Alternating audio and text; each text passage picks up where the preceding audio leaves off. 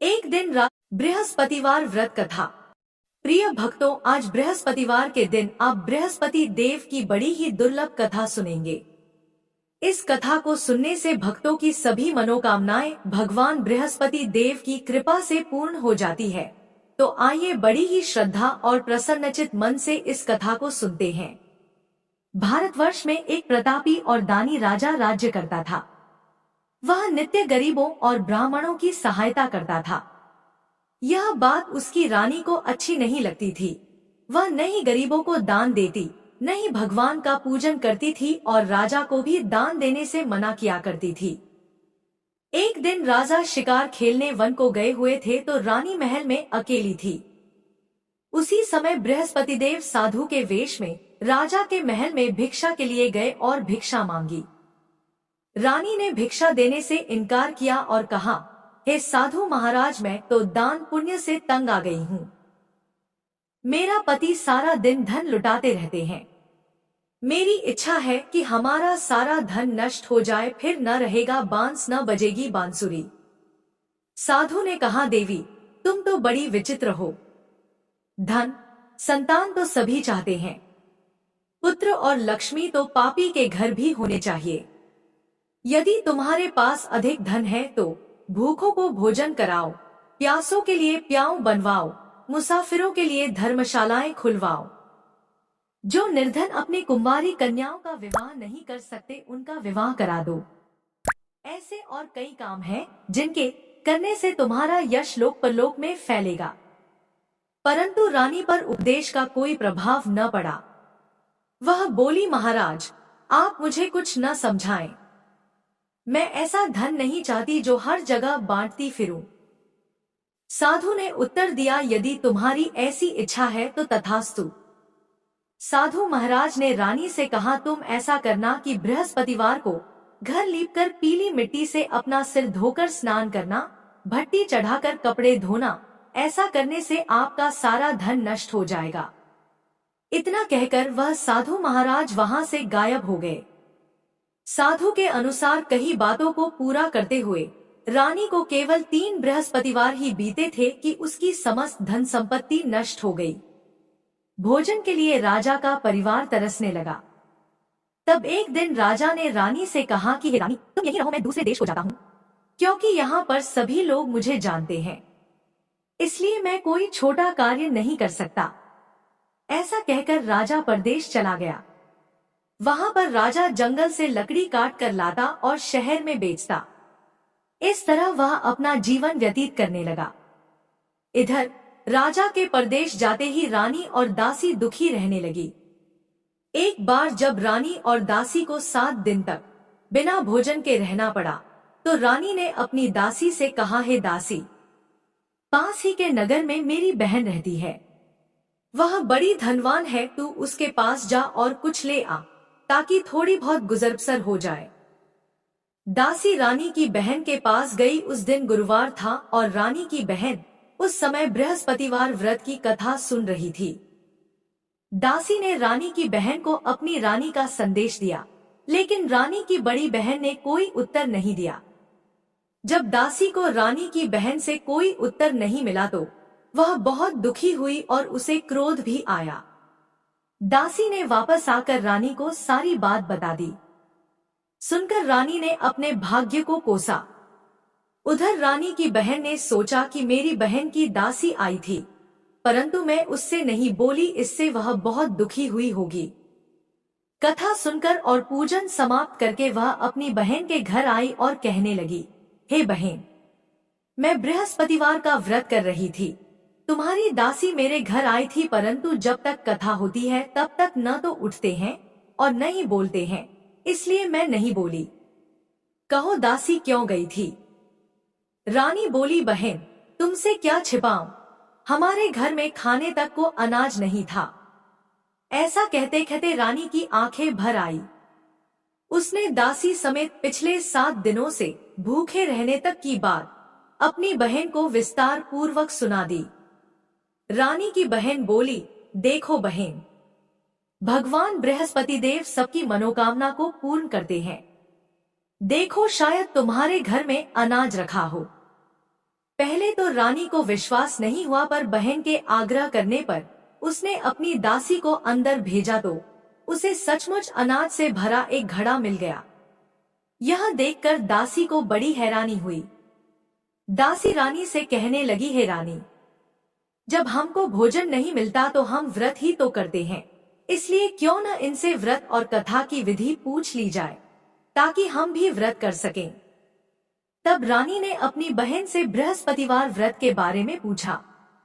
उसकी बहन ने बताया, बृहस्पतिवार के व्रत में चने की दाल और मुनक्का से विष्णु भगवान का केले की जड़ में पूजन करें तथा दीपक जलाएं, व्रत कथा सुने और पीला भोजन ही करें।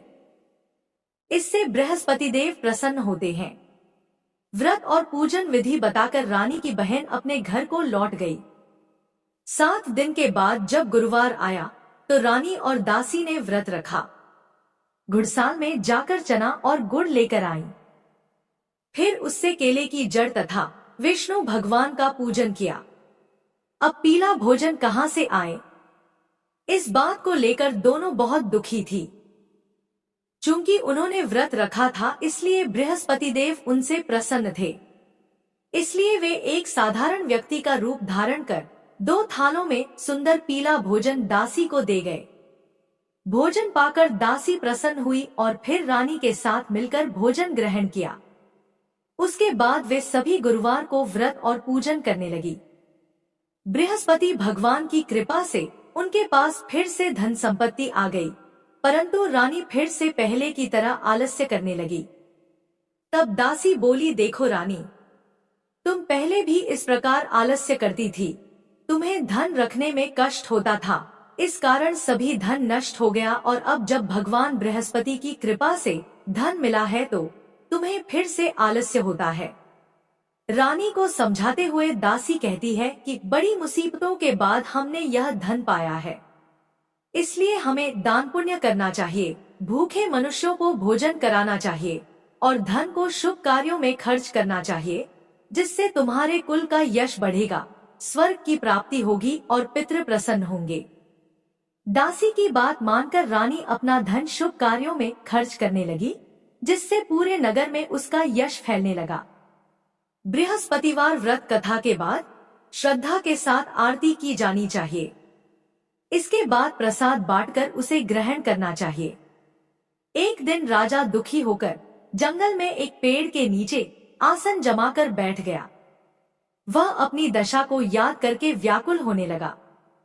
बृहस्पतिवार का दिन था। एकाएक उसने देखा कि निर्जन वन में एक साधु प्रकट हुए। वह साधु वेश में स्वयं बृहस्पति देवता थे। लकड़हारे के सामने आकर बोले, हे लकड़हारे, इस सुनसान जंगल में तू चिंता मग्न क्यों बैठा है? लकड़हारे ने दोनों हाथ जोड़कर प्रणाम किया और उत्तर दिया, महात्मा जी, आप सब कुछ जानते हैं, मैं क्या कहूँ।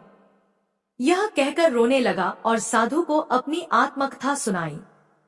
महात्मा जी ने कहा, तुम्हारी स्त्री ने बृहस्पतिवार के दिन बृहस्पति भगवान का निरादर किया था, जिसके कारण भगवान विष्णु ने रुष्ट होकर तुम्हारी यह दशा कर दी। अब तुम चिंता को दूर करके मेरे कहने पर चलो तो तुम्हारे सब कष्ट दूर हो जाएंगे और भगवान पहले से भी अधिक संपत्ति देंगे। तुम बृहस्पतिवार के दिन कथा किया करो। 2 पैसे के चना मुनक्का लाकर उसका प्रसाद बनाओ और शुद्ध जल से लोटे में शक्कर मिलाकर अमृत तैयार करो। कथा के पश्चात अपने सारे परिवार और सुनने वाले प्रेमियों में अमृत व प्रसाद बांटकर आप भी ग्रहण करो। ऐसा करने से भगवान तुम्हारी सब मनोकामनाएं पूरी करेंगे। साधु के ऐसे वचन सुनकर लकड़हारा बोला, हे प्रभु, मुझे लकड़ी बेचकर इतना पैसा नहीं मिलता जिससे भोजन के उपरांत कुछ बचा सकूं। मैंने रात्रि में अपनी स्त्री को व्याकुल देखा है। मेरे पास कुछ भी नहीं जिससे मैं उसकी खबर मंगा सकूं। साधु ने कहा, है लकड़हारे, तुम किसी बात की चिंता मत करो। बृहस्पतिवार के दिन तुम रोजाना की तरह लकड़ियां लेकर शहर को जाओ। तुमको रोज से दुगुना धन प्राप्त होगा, जिससे तुम भली भांति भोजन कर लोगे तथा बृहस्पति देव की पूजा का सामान भी आ जाएगा।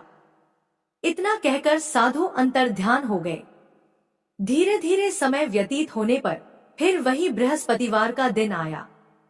लकड़हारा जंगल से लकड़ी काटकर किसी शहर में बेचने गया। उसे उस दिन और दिन से अधिक पैसा मिला। राजा ने चना गुड़ आदि लाकर गुरुवार का व्रत किया। उस दिन से उसके सभी क्लेश दूर हुए। परंतु जब दोबारा गुरुवार का दिन आया तो बृहस्पतिवार का व्रत करना भूल गया। इस कारण बृहस्पति भगवान नाराज हो गए। उस दिन उस नगर के राजा ने विशाल यज्ञ का आयोजन किया तथा शहर में यह घोषणा करा दी कि कोई भी मनुष्य अपने घर में भोजन न बनावे न आग जलावे। समस्त जनता मेरे यहाँ भोजन करने आवे। इस आज्ञा को जो नहीं मानेगा उसे फांसी की सजा दी जाएगी। इस तरह की घोषणा संपूर्ण नगर में करवा दी गई। राजा की आज्ञानुसार शहर के सभी लोग भोजन करने गए, लेकिन लकड़हारा कुछ देर से पहुंचा, इसलिए राजा उसको अपने साथ घर लिवा ले गए और ले जाकर भोजन करा रहे थे तो रानी की दृष्टि उस खूंटी पर पड़ी जिस पर उसका हार लटका हुआ था। वह वहां पर दिखाई नहीं दिया। रानी ने निश्चय किया कि मेरा हार इस मनुष्य ने चुरा लिया है। उसी समय सिपाहियों को बुलाकर उसको कारागार में डलवा दिया। जब लकड़हारा कारागार में पड़ गया और बहुत दुखी होकर विचार करने लगा कि न जाने कौन से पूर्व जन्म के कर्म से मुझे यह दुख प्राप्त हुआ है, और उसी साधु को याद करने लगा जो कि जंगल में मिला था। उसी समय तत्काल बृहस्पति देव साधु के रूप में प्रकट हुए और उसकी दशा को देखकर कहने लगे, अरे मूर्ख, तूने बृहस्पति देव की कथा नहीं किया, इस कारण तुझे दुख प्राप्त हुआ है। अब चिंता मत कर, बृहस्पतिवार के दिन कारागार के दरवाजे पर 4 पैसे पड़े मिलेंगे। उनसे तुम बृहस्पति देव की पूजा करना, तेरे सभी कष्ट दूर हो जाएंगे। बृहस्पतिवार के दिन उसे 4 पैसे मिले। लकड़हारे ने कथा कही।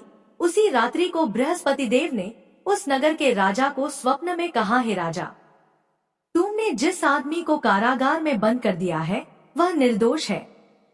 वह राजा है, उसे छोड़ देना। रानी का हार उसी खूंटी पर लटका है।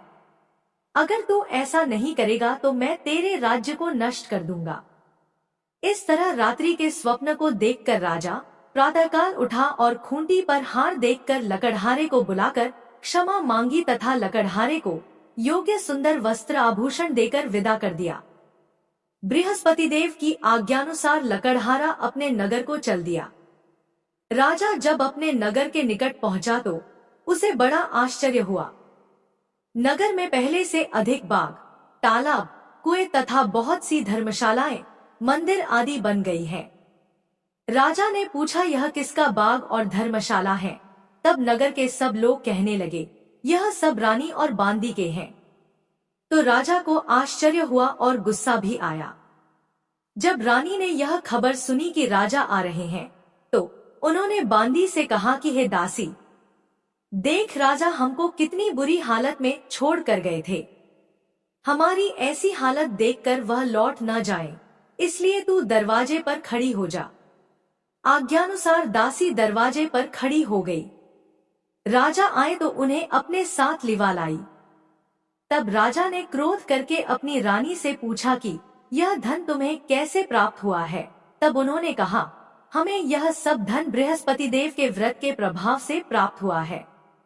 राजा ने निश्चय किया कि 7 दिन बाद तो सभी बृहस्पति देव का पूजन करते हैं, परंतु मैं प्रतिदिन दिन में 3 बार कहानी तथा व्रत किया करूंगा। अब हर समय राजा के दुपट्टे में चने की दाल बंधी रहती तथा दिन में 3 बार कहानी कहता। एक दिन राजा ने विचार किया कि चलो अपनी बहन के यहाँ हो आवे। इस तरह निश्चय कर राजा घोड़े पर सवार होकर अपनी बहन के यहाँ जाने लगा।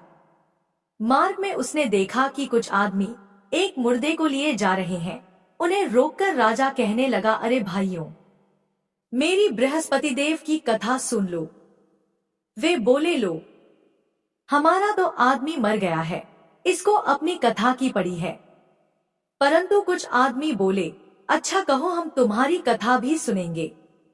राजा ने दाल निकाली और जब कथा आरंभ की, कथा आधी हुई थी कि मुर्दा हिलने लग गया और जब कथा समाप्त हो गई तो राम राम कहकर मनुष्य उठकर खड़ा हो गया।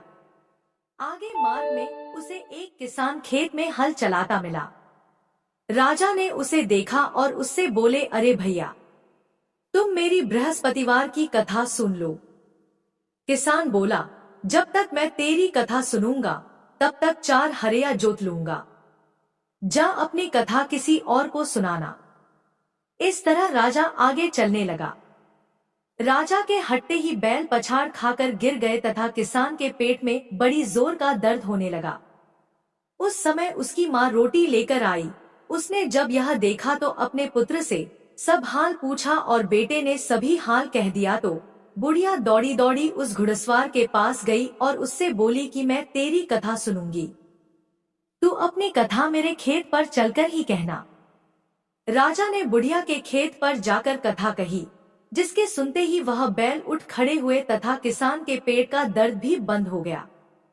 राजा अपनी बहन के घर पहुंचा। बहन ने भाई की खूब मेहमानी की।